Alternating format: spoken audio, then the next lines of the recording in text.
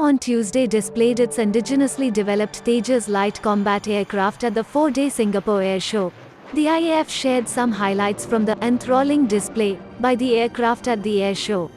A 44-member contingent of the Indian Air Force reached Changi International Airport in Singapore on the 12th of February to participate in the Singapore Air Show 2022, slated for February 15 to 18. The Tejas fighter jets enthralled the audience with its display of low-level aerobatics displaying its superior handling characteristics and maneuverability.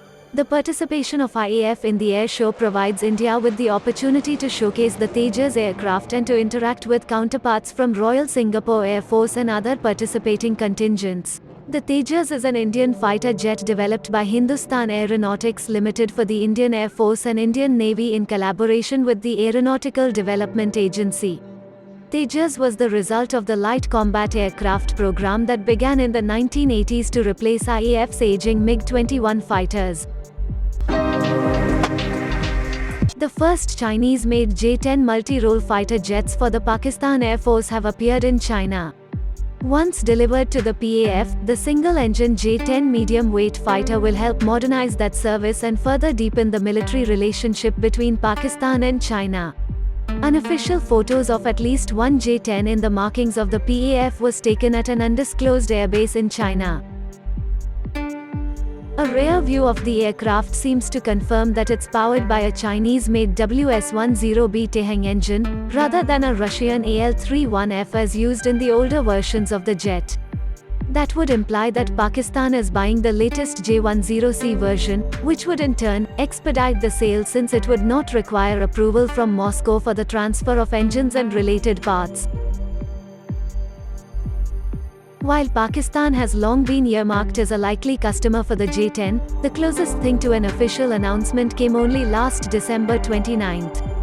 During an address to the media, Pakistani Interior Minister Sheikh Rashid Ahmed stated that the PAF was due to induct JS-10 fighters and that these jets would participate in a flypast during the Republic Day parade that takes place on March 23.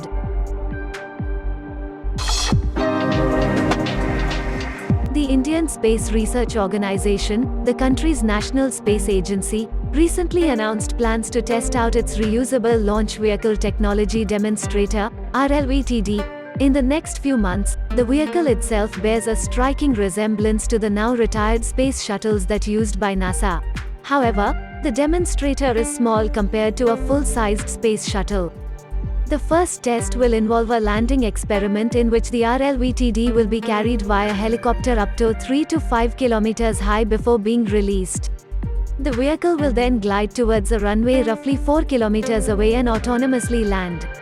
This mission will validate the software, landing gear, and get data on how the aerodynamic sensors worked to maneuver the aircraft.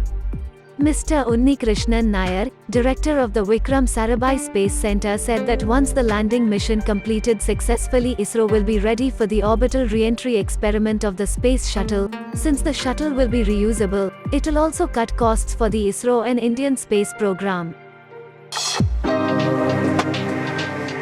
China may take advantage of the Ukraine crisis and do something provocative in Asia while Western powers are focused on diffusing tensions with Russia, a U.S. general warned Wednesday. General Kenneth Wilsback, the head of U.S. Pacific Air Forces, noted that China had aligned itself with Russia in the crisis, raising questions about own intentions in Asia. Over the years, Beijing has been blamed for stoking tensions in the region as it has steadily cemented control of key islands and atolls in the South China Sea. Beijing claims almost the entirety of the sea, but that overlaps with those of Taiwan and 4 Southeast Asian countries, Brunei, Malaysia, the Philippines and Vietnam. While the United States and other Western nations have no claims there, they fear Chinese control would infringe on freedom of navigation in the strategic waterway. In recent months, China has also ramped up pressure on Taiwan, which it sees as its territory, by sending fighter jets into the island's air defense identification zone.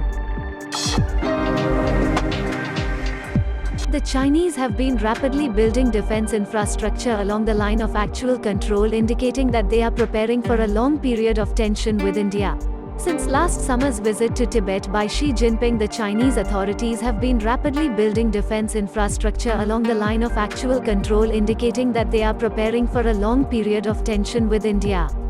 Construction of all the border defense villages, which had been accelerated, was announced to have been completed on January 7, 2022.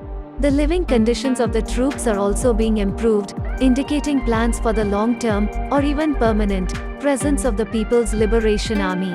To compensate for the capability of aircraft, a number of airports are now also being built across the region. In response to China, India is also giving a major push to boosting connectivity and use of high-tech surveillance along the nearly 1,350 kilometers line of actual control in the Arunachal Pradesh sector. This is to ensure quick mobilization of troops and heavy weaponry to deal with any eventuality in the face of the standoff with China, as it happened in eastern Ladakh.